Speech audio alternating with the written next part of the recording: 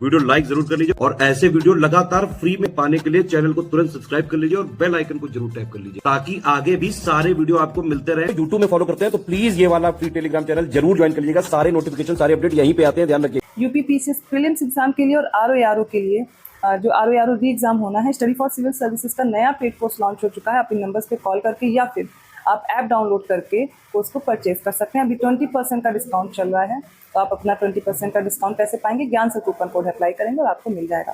तो चलिए आज की क्लास स्टार्ट करते हैं। आज का पहला प्रश्न है, भारतीय राष्ट्रीय कांग्रेस ने राजनीतिक समूह के रूप में कार्य करना कब शुरू किया था? Option A 1920, option B 1885, option C 1916 और ऑप्शन डी है 1946। इसका राइट आंसर हो जाएगा ऑप्शन ए 1920 में। तो 1920 में होता है नागपुर का सत्र और इसके अध्यक्ष थे सी विजय राघवाचार्य। ठीक है, तो भारतीय राष्ट्रीय कांग्रेस सबसे पहले आप याद रखिए अस्तित्व में कब आई? 28 दिसंबर 1885 को। ठीक है, और इसी सत्र में असहयोग आंदोलन जो है, असहयोग प्रस्ताव है, वो पारित किया गया था। भाषाई आधार पर कांग्रेस कार्य समितियों का पुनर्गठन हुआ, वार्ड समितियों की स्थापना की गई, प्रवेश शुल्क घटाकर 4 आने कम कर दिया गया था। तो यहाँ पर आपको याद रखना है 1920। अगला प्रश्न है, हिंदुस्तान सेवा मंडल की महिला शाखा की संस्थापक अध्यक्ष कौन थी? ऑप्शन ए है सरोजनी नायडू, ऑप्शन बी है उमाबाई कुंदापुर, ऑप्शन सी अरुणा असफ अली और ऑप्शन डी लक्ष्मी सहगल। इसका राइट आंसर हो जाएगा ऑप्शन बी उमाबाई कुंदापुर। तो हिंदुस्तान सेवा मंडल की जो स्थापना है वो 1 जनवरी 1923 को हुई थी। ये सेवा दल था जिसकी स्थापना हुई थी हिंदुस्तान सेवा दल मंडल के रूप में। इसके पहले अध्यक्ष कौन थे? तो याद रखना है जवाहरलाल नेहरू थे और उमाबाई कुंदापुर इस संगठन की पहली महिला शाखा की संस्थापक अध्यक्ष थी। थर्ड क्वेश्चन है, बॉडी मास इंडेक्स क्या है? ऑप्शन है अस्थि घनत्व और मांसपेशियों का अनुपात, ऑप्शन बी है उम्र और वजन का अनुपात, ऑप्शन सी है आयु और ऊंचाई का अनुपात और ऑप्शन डी है वजन और ऊंचाई का अनुपात। तो बॉडी मास क्या होता है? ये होता है weight to height ratio. Option D correct है, वजन और ऊंचाई का अनुपात। चौथा प्रश्न है, ताप दीप्त लैंप या इनकैंडेसेंट लैंप को भरने के लिए ऑर्गन का उपयोग किया जाता है क्योंकि? ऑप्शन ए है यह बल्ब का जीवन बढ़ाता है, ऑप्शन बी है यह दृश्य प्रकाश उत्सर्जित करने में सहायक होता है, ऑप्शन सी इसमें उच्च तापीय चालकता होती है और ऑप्शन डी उपरोक्त में से कोई नहीं। इसका राइट आंसर हो जाएगा ऑप्शन ए, यह बल्ब का जीवन बढ़ाता है। आर्गन एक तरह की अक्रिय गैस होती है जिसका उपयोग किया जाता है गर्म लैंप में टंगस्टन फिलामेंट के क्षरण से रोकने के उद्देश्य से, और इस प्रकार क्या होता है, बल्ब का जीवन बढ़ जाता है। फिफ्थ क्वेश्चन है, the process used to separate cream from milk is called. दूध से मलाई अलग करने की प्रक्रिया क्या कहलाती है? ऑप्शन ए निस्पंदन filtration, option B pasteurisation, option C centrifugation और ऑप्शन डी है इमल्सिफिकेशन जिसे पायसीकरण बोलते हैं। इसका राइट आंसर होगा सेंट्रीफ्यूगेशन, ऑप्शन सी करेक्ट है। तो सेंट्रीफ्यूगेशन विभिन्न घनत्व वाले अणुओं का एक अक्ष के चारों ओर उच्च गति से घूर्णन कराते हुए उनके पृथक्करण की एक विधि होती है। सिक्स्थ क्वेश्चन है, कठोर जल में निम्नलिखित आयन होते हैं, कौन कौन से? मैग्नीशियम, हाइड्रोजन, नाइट्रोजन और कैल्शियम में से बताना है। नीचे विकल्प दिए गए हैं, देख करके चयन कीजिए। तो इसका राइट आंसर हो जाएगा ऑप्शन ए, इसमें मैग्नीशियम और कैल्शियम होते हैं। तो कठोर जल क्या होता है? जिसमें उच्च मात्रा में खनिज आयन होते हैं और कठोर जल में पाए जाने वाले सबसे साधारण आयन कौन होते हैं? कैल्शियम और मैग्नीशियम होते हैं। सेवेंथ क्वेश्चन है, कथन दिए गए हैं और कारण दिए गए हैं, उनको देख करके सही उत्तर का चयन करना है। तो कथन क्या है? गर्म दिन में सतह के पास ध्वनि तरंगों की गति ऊपरी वायुमंडल की तुलना में अधिक होती है। इसका कारण है क्योंकि शुष्क वायु की तुलना में आर्द्र वायु में ध्वनि की गति अधिक होती है। अब नीचे दिए गए इन कोड का उपयोग करके सही उत्तर का चयन करना है। इसका राइट आंसर हो जाएगा ऑप्शन डी, कथन भी सही है, कारण भी सही है, लेकिन ये जो कारण है ये सही स्पष्टीकरण नहीं है, मतलब कारण सही से स्पष्ट नहीं करना है। वायु में ध्वनि की गति का सीधा संबंध वायु के तापमान से होता है। गर्म वायु में ध्वनि तेजी से चलती है क्योंकि वायु के अणु अधिक तेजी से चलते हैं और ध्वनि तरंगों को अधिक प्रभावी ढंग से प्रसारित कर सकते हैं। इस प्रकार जो उच्च तापमान के कारण सतह पर ध्वनि की गति क्या होती है? अधिक होती है। 8th क्वेश्चन है, गुरु नानक किसके समकालीन थे? Option A Sant Kabir, option B Shankar Dev, option C Babar और ऑप्शन डी उपरोक्त सभी। राइट आंसर क्या होगा? ऑप्शन डी, सभी के समकालीन थे। कैसे? तो गुरु नानक जी का जो जन्म हुआ था वो 15 अप्रैल 1469 में हुआ था। ठीक है, बाकी इनका जो समय काल रहा, इनकी मृत्यु 1539 में हुई।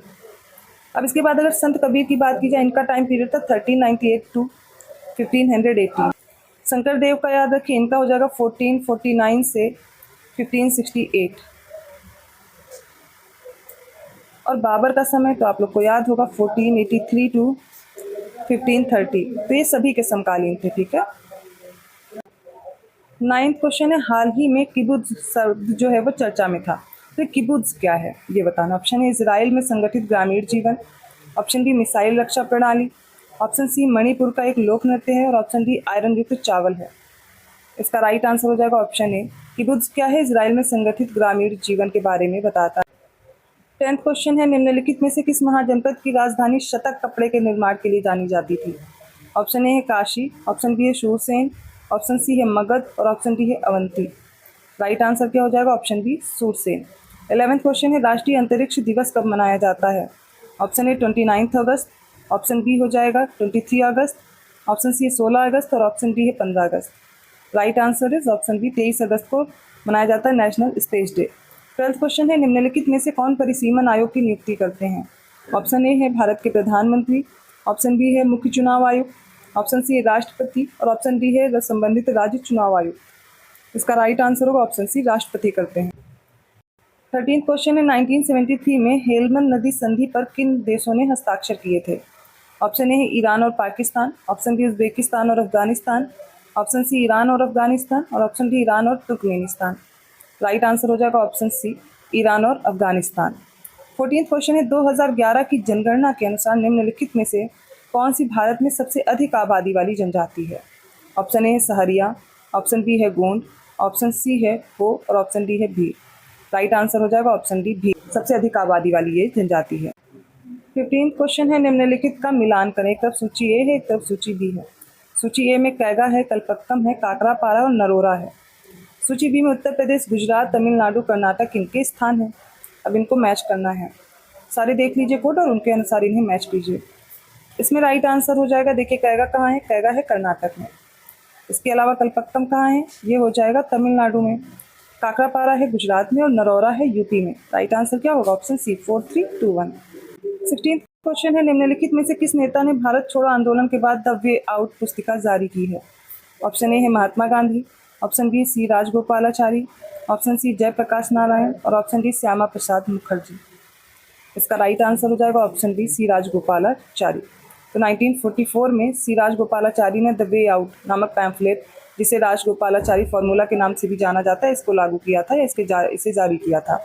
इसका उद्देश्य था मुस्लिम लीग और कांग्रेस के बीच जो गतिरोध है उसको हल कर दिया जाए।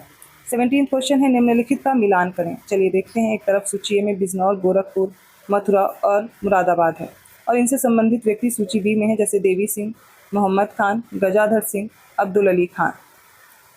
इसका करेक्ट आंसर क्या होगा, वो हो जाएगा बिजनौर से संबंधित थे मोहम्मद खान, गोरखपुर यहाँ से अब्दुल अली खान, मथुरा से थे देवी सिंह और मुरादाबाद से गजाधर सिंह। तो ये आपको याद रखना, यहाँ पर ऑप्शन क्या करेक्ट हो जाएगा, ऑप्शन डी 2314। ठीक है। 18th क्वेश्चन है, निम्नलिखित में से किस गवर्नर जनरल ने शाह सुजा और रणजीत सिंह के साथ द्विपक्षीय संधि पर हस्ताक्षर किए थे। ऑप्शन ए है एलन बरो, ऑप्शन बी है ऑकलैंड, ऑप्शन सी है डलहौजी और ऑप्शन डी है चार्ल्स मेटकाफ। राइट आंसर क्या हो जाएगा, ऑप्शन बी ऑकलैंड। तो ऑकलैंड का समय क्या था, 1836 टू 1842। 19th क्वेश्चन है, निम्नलिखित में से किस राजा ने मगध की राजधानी गिरिव्रज को पाटलिपुत्र स्थानांतरित कर दिया था। Option A Kalashoka, option B है महानंदीन, ऑप्शन सी है शिशुनाग और ऑप्शन डी है नंदीवर्धन। राइट आंसर हो जाएगा ऑप्शन ए कालाशोक। तो जो द्वितीय बौद्ध संगीति हुई थी उसका आयोजन भी कालाशोक ने अपने शासनकाल में किया था। इनके शासनकाल का वो 10वां वर्ष था। 20वां प्रश्न है, निम्नलिखित कथनों पर विचार करें। पहले सारे कथन देखिए फिर बताइए कौन सा कथन सही है। पहला कथन है, पहली जैन परिषद वल्लभी में आयोजित की गई थी और इसकी अध्यक्षता स्थूलभद्र ने की थी। सेकंड है, तीसरी बौद्ध संगीति 250 ईसा पूर्व में मुगली पुत्तिस के अधीन पाटलिपुत्र में आयोजित की गई थी। उपरोक्त में से कौन से कथन सही है। इसका राइट आंसर हो जाएगा ऑप्शन डी, केवल दूसरा कथन सही है, पहला गलत है, क्योंकि पहली जैन परिषद लगभग 300 ईसा पूर्व में स्थूलभद्र की अध्यक्षता में पाटलिपुत्र में आयोजित की गई थी। यहाँ पे वल्लभी दिया गया, इसलिए कथन सही नहीं है। 21st क्वेश्चन है, मौर्य काल में किस अधिकारी को कुप्याध्यक्ष के नाम से जाना जाता था। ऑप्शन ए है वन उपज के प्रभारी, ऑप्शन बी गोदाम प्रभारी, ऑप्शन सी पासपोर्ट प्रभारी और ऑप्शन डी बंदरगाहों के अधीक्षक। इसके राइट आंसर क्या होंगे, ऑप्शन ए वन उपज के प्राधिकारी जो थे या प्रभारी थे वो कुप्या अध्यक्ष कहलाते थे।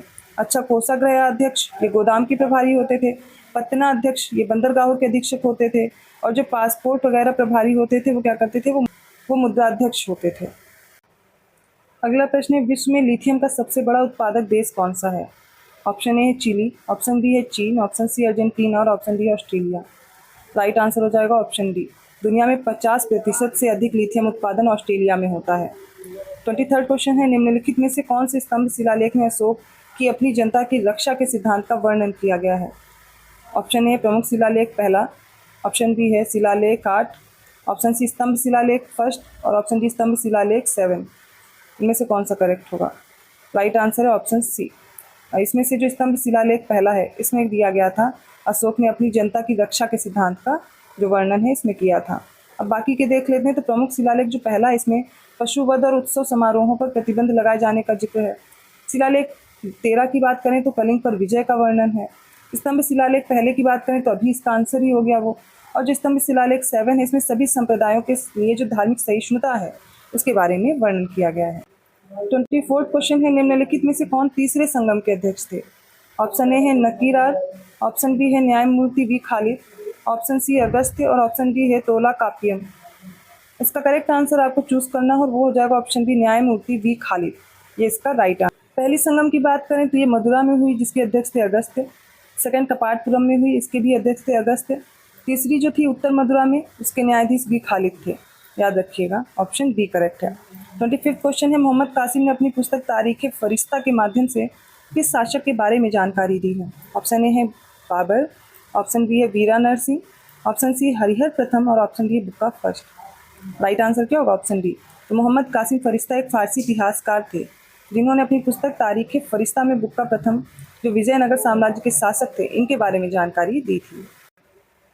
26th क्वेश्चन देखिए, सेठीहली वन्यजीव अभयारण्य निम्नलिखित में से किस राज्य में स्थित है?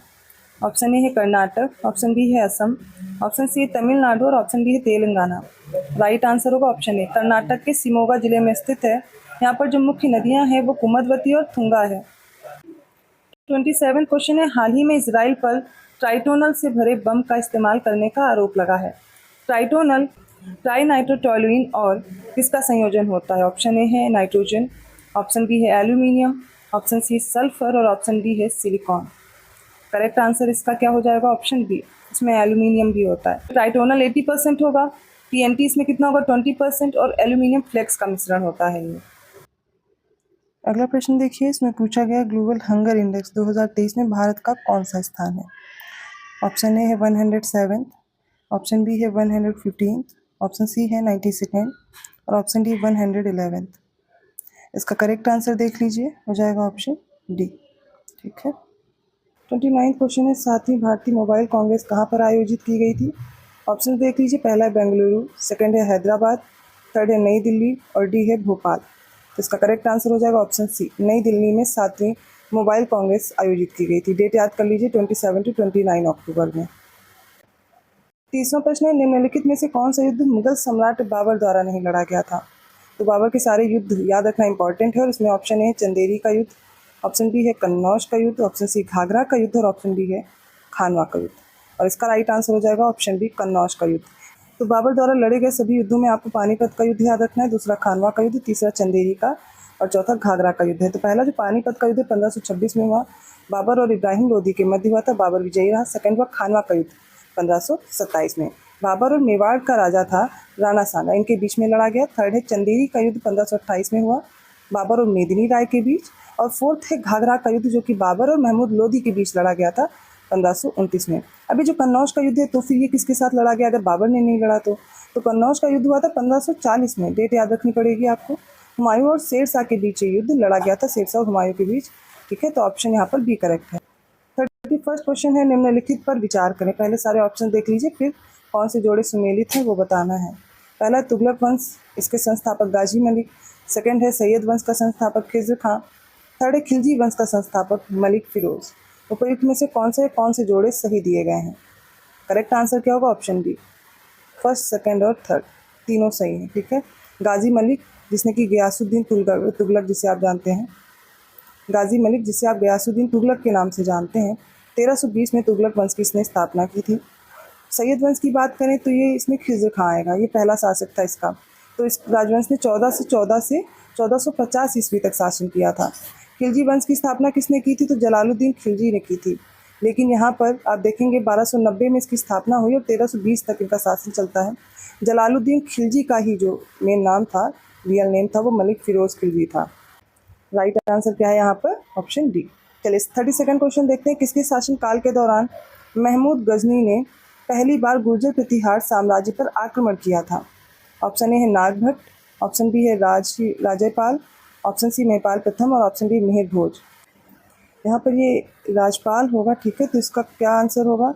960 से 1018 ईस्वी तक शासन किया था राजपाल ने, और ये आपको याद रखना, इसका राइट आंसर भी होगा। थर्ड क्वेश्चन है, निम्नलिखित में से कौन सा चोलों का एक प्रशासनिक केंद्र था? ऑप्शन ए है Nagapattinam, option B Palayarai, option C है कांचीपुरम और ऑप्शन डी है कुदामुक्कू। इसका राइट आंसर हो जाएगा ऑप्शन बी पलयराई। पलयराई ये चोलों का प्रशासनिक केंद्र और आवासीय राजधानी थी। जो कांचीपुरम है ये रेशम बुनाई उद्योग के लिए प्रसिद्ध था, और ये जो कुदामुक्कू है धातु के काम, ढलाई, सुपारी की कृषि और वस्त्रों के लिए जाना जाता था। इसके अलावा नागपट्टिनम या विशाखापट्टनम इसके साथ में भी, अगर ये दोनों होते तो ये चोलों के अन्य महत्वपूर्ण केंद्र हुआ करते थे। 34th क्वेश्चन है, कश्मीर पर शासन करने वाले निम्नलिखित राजवंशों को कालक्रमानुसार व्यवस्थित करना है। इसमें पहला है उत्पल वंश, सेकंड है कारकोटा वंश, थर्ड है लोहार वंश, फोर्थ है हिंदू शाही राजवंश। नीचे दिए गए कोड में से सही उत्तर का चयन करें। इसका राइट आंसर होगा ऑप्शन ए 2, 1, 4, 3। कैसे? तो जो उत्पाल वंश है या उत्पल वंश है, इसकी स्थापना हुई 855 में, और इसकी स्थापना की थी अंतिवर्मन ने, ठीक है, अंतिवर्मन ने की थी। सेकंड है कारकोटा वंश, इसको याद रखिए, कारकोटा राजवंश की स्थापना हुई 625 में और ये 855 तक रहता है, ठीक है। और दुर्लभ वर्धन कारकोटा वंश का संस्थापक था। नेक्स्ट आ जाता है लोहार वंश।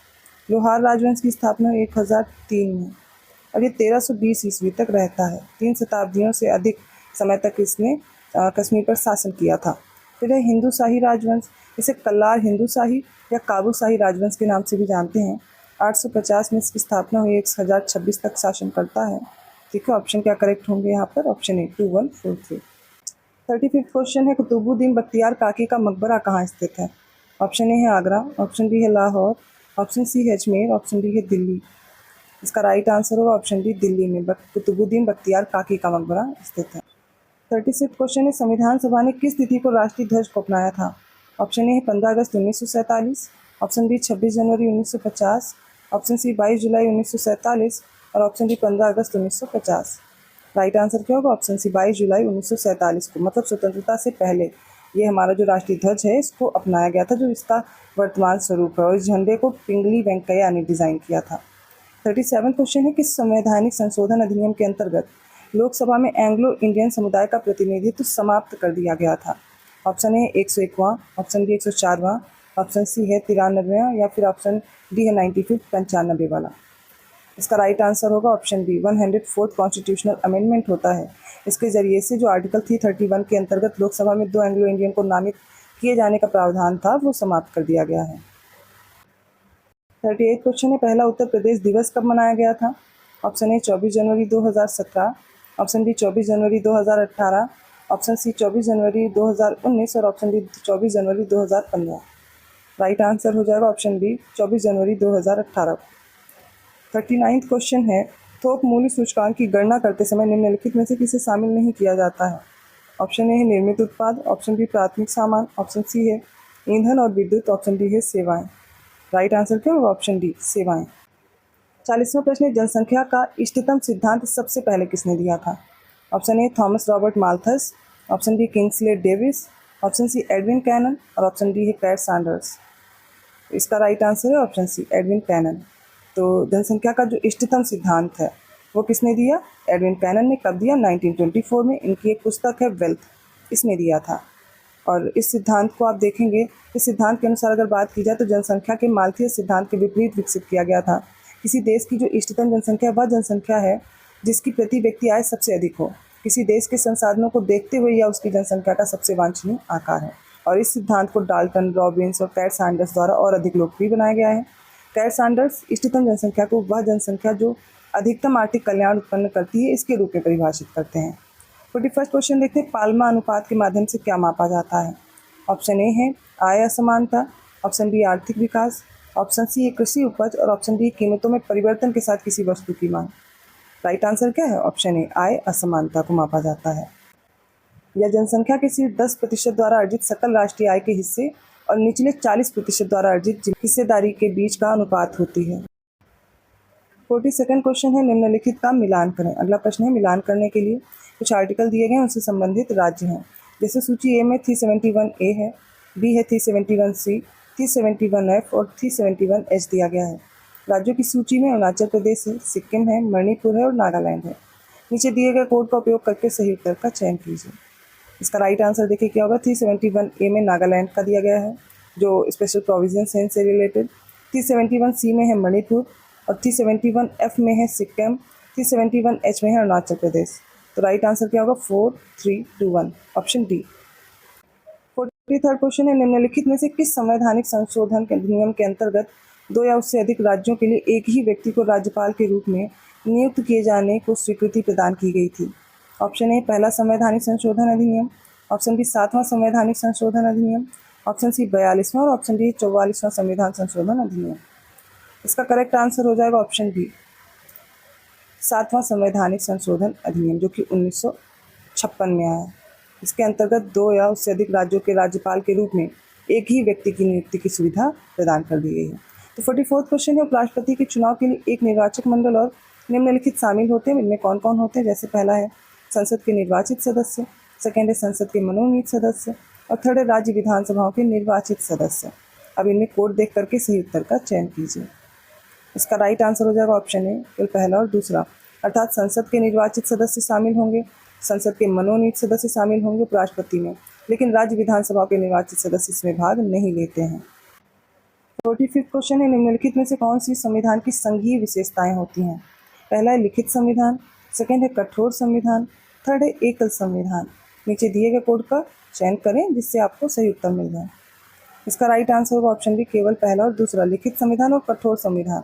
ये सारी संघीय संविधान की विशेषताएं, ना कि एकल संविधान। ये क्या हो जाएगा? तो इसमें और क्या क्या होगा, मतलब संघीय विशेषता और कौन कौन सी होंगी?